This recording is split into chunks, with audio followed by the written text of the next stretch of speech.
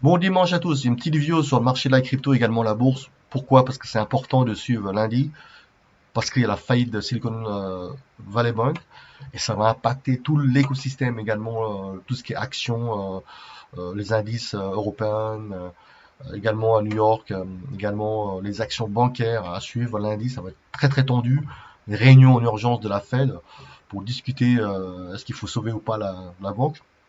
Alors, à titre, la vidéo va être un peu plus longue parce qu'on va comparer ce qui s'est passé parce que j'ai l'impression de revivre un remake de 2008 de Lehman Brothers, à cause de la crise de subprime en fait. Euh, je vais vous montrer ça. Alors, ce qui s'est passé en 2000, ça a commencé à démarrer en 2006 en fait, parce que 2004-2006, il y a eu dot-com qui a explosé en fait, la crise de dot-com, la boule internet en fait, également le 11 septembre qui a fait que il y a eu quand même pas mal de problèmes. Petit à petit, en fait, ça s'est un peu estompé et la Fed a décidé, bon, à l'époque c'était Alan Greenspan, a décidé de hausser les taux progressivement, comme en 2023, à 5,25%, ce qui est quand même énorme, d'accord? Sachant qu'aux États-Unis, les prêts immobiliers, etc., les mortgages, c'est à taux variable. D'accord? Vous passez d'1%, 2%, 3% à 5%, c'est terrible pour les emprunteurs, que ce soit particuliers ou bien les banques, etc. D'accord. Donc c'est là qu'on voit que l'impact de la Fed est énorme sur sur ça. Donc elle a quand même une part de responsabilité, je pense, à l'époque sur ça, sur la crise de subprime. En plus, on a petit à petit, il y a eu, je sais pas si vous connaissez le marché interbancaire, ils appellent ça le marché repo, parce que les banques en fait, elles se prêtent des fonds à très court terme. On appelle ça un marché Eonia, c'est les taux Eonia, etc. Ça peut être des prêts overnight. On emprunte aujourd'hui, on rembourse demain. Vous voyez, ça marchait très bien à l'époque, donc il n'y avait pas de méfiance, etc. Et petit à petit, les banques commencent à se prêter de l'argent, à se méfier en fait. Parce que si je prête à lui, est-ce que l'autre banque va me rembourser après? Ça, je suis pas sûr. Vous voyez, donc là, ça commence à se gripper. Forcément, bah, les taux Eonia explosent à la hausse, hein. Donc en 2007, et c'est là, on dirait la prémisse d'une chute finale. 14 juin 2007, il y avait des rumeurs en fait de fonds qui avaient investi dans des subprimes gérés par Bear Stearns, auraient subi de pertes énormes, environ de 3,8 milliards de dollars à l'époque. 30 juillet 2007, il y a une banque allemande, IKB, annonce des pertes également énormes sur le subprime. 9 août 2007, BNP Paribas à l'époque, GL 3 fonds à Luxembourg, lié au subprime. Et là, on sent que la crise commence à démarrer en fait. À 22 août 2007, Lehman Brothers ferme BNC Mortgage. 13 septembre 2007, Northern Rock, c'était une banque au Royaume-Uni, connaît des problèmes de liquidité, d'accord. 14 mars 2008, Bear Stearns est à court de liquidité. JP Morgan rachète Bear Stearns avec l'aide de la Fed par peur de risques systémiques. 2 avril 2008, Lehman procède à une augmentation de capital en fait de 4 milliards de dollars. 9 juin 2008, la banque annonce des pertes quand même énormes, 2,8 milliards de dollars, hausse de capital de 6 milliards. 22 août 2008, Korean Development Bank pense à racheter Lehman Brothers. Ça s'est jamais fondé en fait. 10 septembre 2008, Lehman Brothers publie des résultats trimestriels et annonce des pertes énormes de 3,8 milliards de dollars. 15 septembre 2008, faillite de la Lehman Brothers Holdings et se place sous protection du chapitre 11 à New York. Et vous avez Bank of America qui rachète Merrill Lynch. Allez, voilà. Ça, c'est l'historique de la crise de subprime 2007-2008, terrible. Et là, on va voir les taux, en fait, à l'époque 2007, l'incertitude pour 2007 après un cycle de hausse des taux. Alors, après une année 2006 de hausse sur le marché obligataire, en particulier en Europe, l'incertitude plane autour de la politique de la Réserve fédérale en 2007 sur fond de ralentissement aux États-Unis. Là, vous voyez, donc, il y a des similitudes en fait de la crise subprime 2008 à 2023. On va voir ensemble après pourquoi. Regardez, sur fond de ralentissement aux États-Unis. Et malgré tout, en fait, qu'il y a un ralentissement de la croissance de l'économie, la Fed décide de hausser les taux. D'accord? Et ça, c'est terrible. Lorsque vous haussez les taux dans une période de ralentissement économique, et vous allez amplifier en fait la crise. Vous allez créer une crise et amplifier de plus en plus en fait. D'accord? Et à l'époque, regardez les taux, le pricing des taux à l'époque, c'était quand même par plusieurs banques. Bah, c'est dans les 5%, 6% à peu près. Vous voyez, donc similitude avec maintenant, 2023. D'accord? Alors, c'est pas ce qu'en 2023. En 2023, on a eu l'affaire FTX. Bon, FTX, c'était une fraude, un Ponzi, un escroc en fait, Bankman. Il sera jugé pour ça.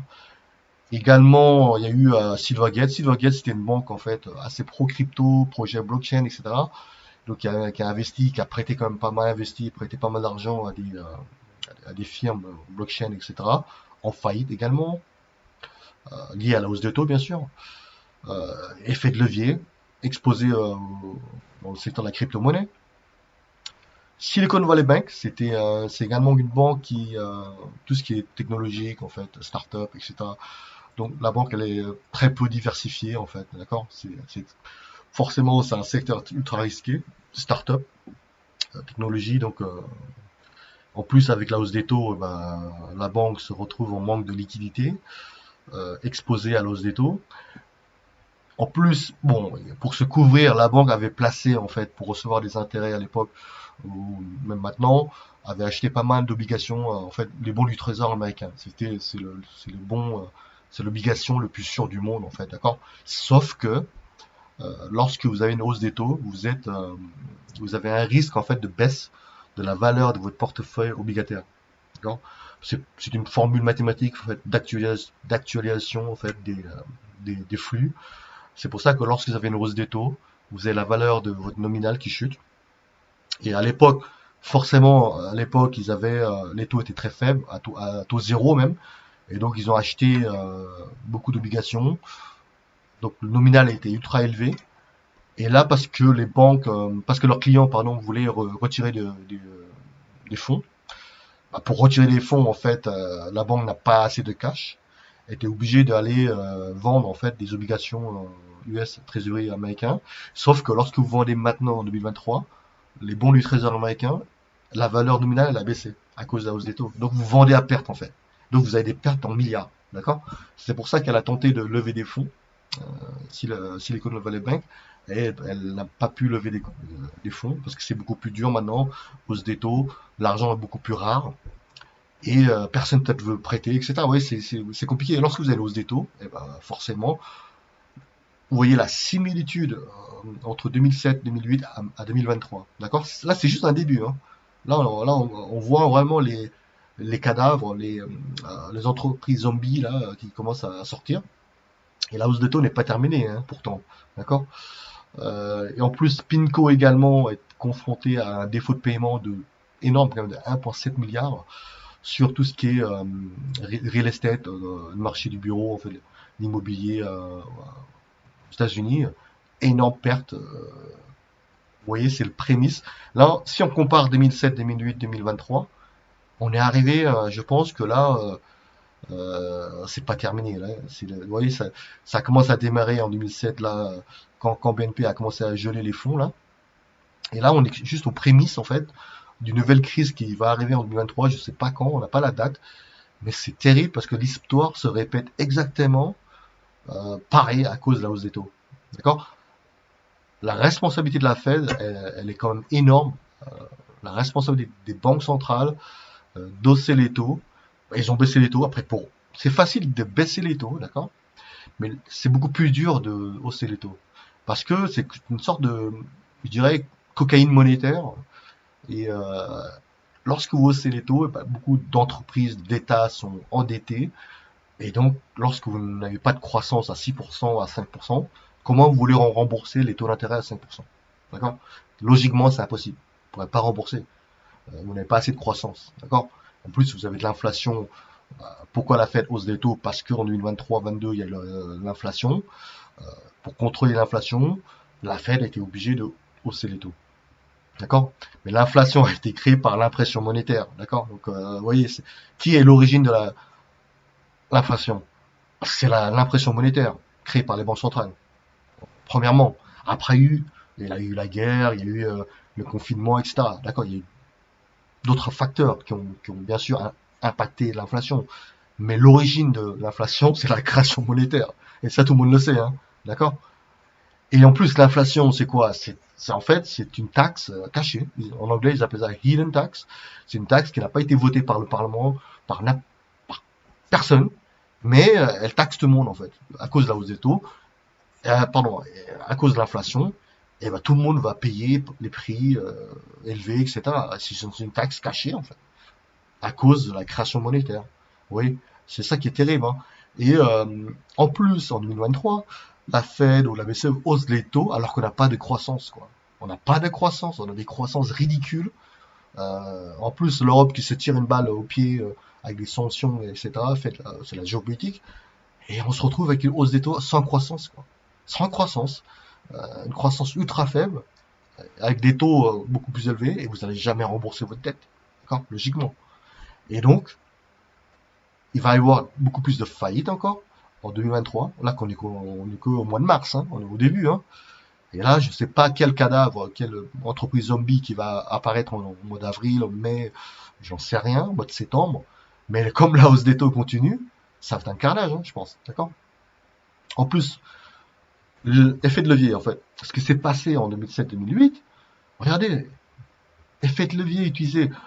Euh, Lehman Brothers en 2007 a un effet de levier de 30, c'est énorme. Pour $1 de capital, elle emprunte 30 fois le montant, ce qui est complètement dingue. C'est complètement dingue. C'est vraiment hallucinant l'effet de levier. Toutes les banques, toutes les banques ont quasiment des effets de levier. Banque américaine à l'époque, en 2008, ont des effets de levier de 30. Goldman Sachs avait un effet de levier beaucoup plus bas, avait descendu dans les 15 ou 10. Mais Bear Stearns, alors là, c'était énorme, presque 35. Morgan Stanley, à l'époque, waouh, c'était comme dans les 15, pardon, 15. Merrill Lynch dans les 25. Mais c'est des effets de levier énormes. Est-ce que vous croyez que ça a changé en 2023? Bien sûr que non. D'accord? On a beaucoup plus de dettes en plus. Si on compare la quantité de dettes 2007-2008 à maintenant 2023, c'est énorme. Les entreprises qui sont endettées, les États également qui sont endettés, mais c'est complètement dingue. Là, en 2019, on va comparer effet de levier. Alors, effet de levier, à l'époque, pour JP Morgan 2019, il me semble.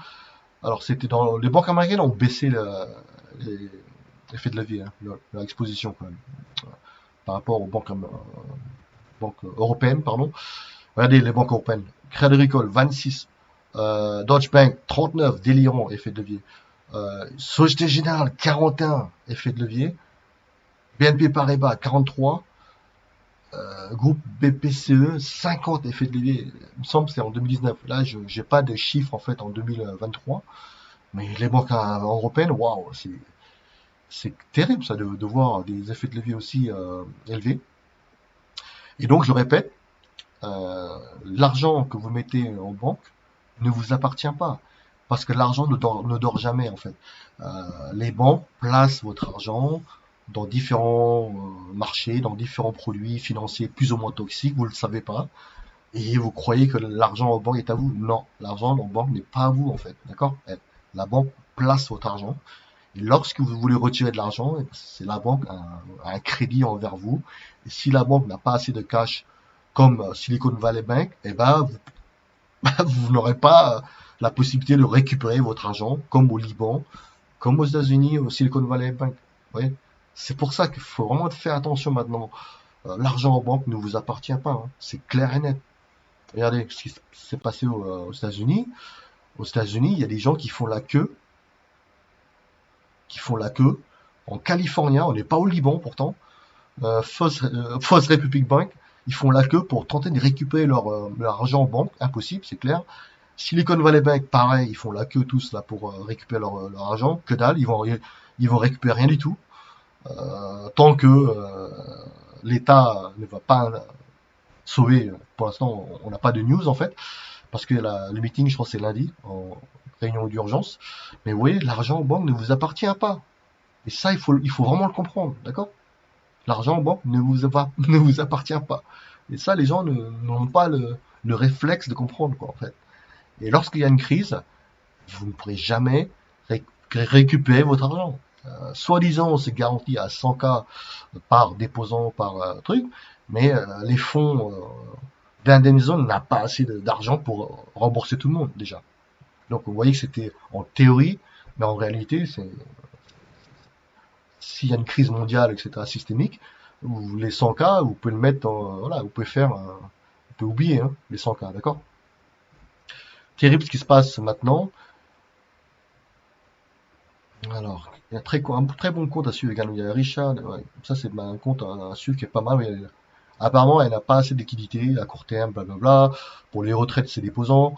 Du coup, elle a dû vendre des actifs de long terme, en fait, d'obligations d'État. En fait. C'est exactement ce que j'ai raconté avant. C'est, ça ressemble exactement à 2008, en fait. D'accord?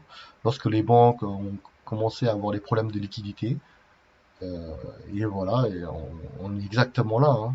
Je sais pas en termes de timing, quelle firme, quelle banque va faire faillite après, hein, encore, on ne sait pas.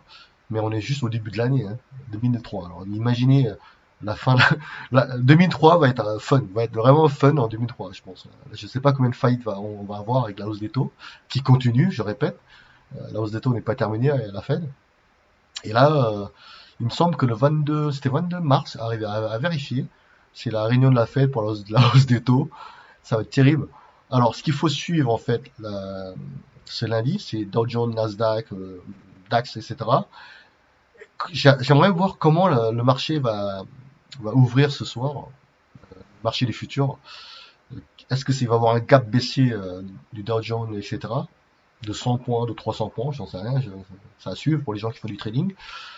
Mais ça va être quand même terrible pour les gens en fait qui ont acheté des actions, hein, à des niveaux, je pense, assez élevés, parce que le marché n'a pas fini de descendre beaucoup plus bas. Hein. D'accord? Parce que la hausse des taux, on le sait très bien, regardez là, on n'est pas encore à la fin de l'histoire là. Hein. D'accord? On est juste au début des cadavres, les zombies sortent là, en ce moment, mais on n'a pas fini encore.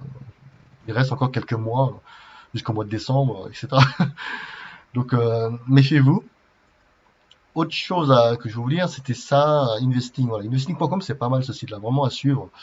Alors, cinq choses à suivre pendant la semaine qui suit. Alors, contagion risque. Alors, contagion risque, est-ce qu'il va y avoir la contagion lundi, avec la faillite de SVB? Ça, c'est à suivre. Réunion de la Fed, forcément, donc ça va être très fun cette semaine. US inflation data, l'inflation également à suivre, hein, parce qu'il y aura la réunion de la Fed fin mars pour la hausse des taux. Et là, 50 points de base, ça va être quand même un carnage, j'ai l'impression. Hein. Euh, également la, la BCE, mais la BCE elle suit la Fed, donc c'est pas l'impact du discours de Lagarde sur le marché, ça n'a vraiment plus d'impact en fait, comparé à l'époque de Draghi. Lorsque Draghi parlait, en fait, il y a des conférences, le marché bougeait, fait des yo-yo énormes. Maintenant, le discours de Lagarde, en fait, on s'en fout un peu. Genre, honnêtement, les gens, l'impact sur le marché n'a rien à voir comme à l'époque de Draghi, en fait. D'accord? Alors, UK budget, également à suivre pour les gens qui font du pound, qui font du trading sur le FTSE. China data également à suivre. D'accord. Voilà, ça sera intéressant. Autre chose que je voulais vous parler, c'est également la stablecoin. Alors, stablecoin USDC. USDC, c'est géré par Circle, en fait, qui gère le stablecoin. En fait, vous voyez, Circle, Coinbase. Et là, il y a eu un dépeg. En fait, il y a eu 1 milliard de USDC qui s'est transformé en dollars, puisque les gens veulent récupérer du dollar. Et ils se sont débarrassés, en fait, du USDC. Avec, bien sûr, comme Circle a des liens avec Silicon Valley Bank, forcément, ça a impacté leur token, le stablecoin. Il y a eu un dépeg. Un dépeg, c'est quoi? C'est qu'en fait, la valeur du USDC n'est plus égale à 1 dollar. D'accord? Parce que normalement, un stablecoin, c'est 1 dollar égale à 1 USDC. Et on se rend compte qu'elle a perdu 8%, ce qui est terrible. Hein. Et pour les gens qui font de l'arbitrage et les traders, ils peuvent arbitrer en fait, ils achètent pas cher quelque part du USDC et ils le revendent à 1 dollar quelque part, enfin. Voilà. Donc c'est pour ça que euh, pour l'instant, USDC, attention, assez risqué. C'est pour ça que Swissborn, ils avaient mis USDC dans leur levée de fonds, ils ont enlevé, ils ont supprimé, ils ont transformé du USDC en francs suisses, maintenant pour lever des fonds, ce qui est une bonne mesure, hein, parce que c'est risqué d'avoir l'USDC maintenant. Également, autre chose que je voulais vous parler, qu'est-ce que je voulais vous parler déjà? C'était bon. USDC, on a déjà parlé. Concernant Swissborn, oui, Swissborn. Swissborn, en fait, je répète, c'est un exchange en Suisse en fait qui vous propose de vendre et d'acheter des crypto-monnaies, mais à des prix vraiment très très proches du marché, avec très peu de frais. Et donc il lève des fonds, hein, en ce moment il recherche des fonds, mais il lève des fonds via des investisseurs privés également particuliers, ce qui est pas mal dans le sens où en fait vous serez actionnaire de l'entreprise Swissborn. D'accord? C'est pas un conseil d'investissement, je répète, mais c'est une très bonne idée de lever des fonds comme ça en fait. Vous achetez, vous mettez de l'argent, par exemple 100 francs suisses, et vous recevez des actions de Swissborn, à peu près moins de 100 parce que l'action de Swissborn est à peu près à 1.4 il me semble, CHF. Et donc vous mettez comme vous voulez et vous recevez enfin vous recevez de l'action de ce Swissborn, ce qui est beaucoup mieux que un levé de fonds via les ICO. Vous recevez des tokens, mais vous n'avez pas de droit de vote, quoi que ce soit. C'est juste des tokens. Vous espérez que le prix du token monte. C'est ça un ICO. Tandis qu'une levée de fonds avec des equity, de Swissborn, eh ben vous êtes actionnaire, ce qui est pas mal, d'accord? Comme crowdfunding, lorsque le Revolut avait fait des levées de fonds en 2017, vous êtes actionnaire, vous recevez des actions, et si l'entreprise sera cotée en bourse, l'action peut monter si c'est bien géré, etc. Je sais que Revolut a vraiment cartonné parce que ils ont, à l'époque, c'était dans les 93 à 97 pounds l'action de Revolut. Maintenant, il est presque dans les 500 pounds, 497, il me semble. Énorme pour les gens les particuliers, par exemple, qui avaient investi dans Revolut en 2007. Jackpot total. Jackpot, mais vraiment un gros jackpot. C'est pour ça que Swissborn à suivre. Moi, j'ai testé, c'est vraiment pas mal. C'est ultra rapide et assez efficace en termes de transfert de fonds entre banques et convertir en francs suisses. Et après, vous pouvez investir directement dans l'action de Swissborn. Bon, après, faites votre propre recherche, hein, d'accord. Mais dans un environnement où en fait vous avez un taux d'inflation ultra élevé, pour moi, ça n'a pas de sens de garder votre euro, franc suisse, dollar dans une banque à taux, ça va être rogné par l'inflation. En fait, vous perdez chaque année parce que la valeur de votre monnaie perd à cause de l'inflation, etc. Donc, il faut placer dans des actifs, etc. Oui. L'immobilier, maintenant, c'est assez risqué dans le sens où il y a la hausse des taux. C'est assez tendu. Faut pas, c'est pas le bon moment d'aller dans l'immobilier. Euh, Tant qu'il n'y aura pas la baisse des taux, ça n'a pas de sens d'aller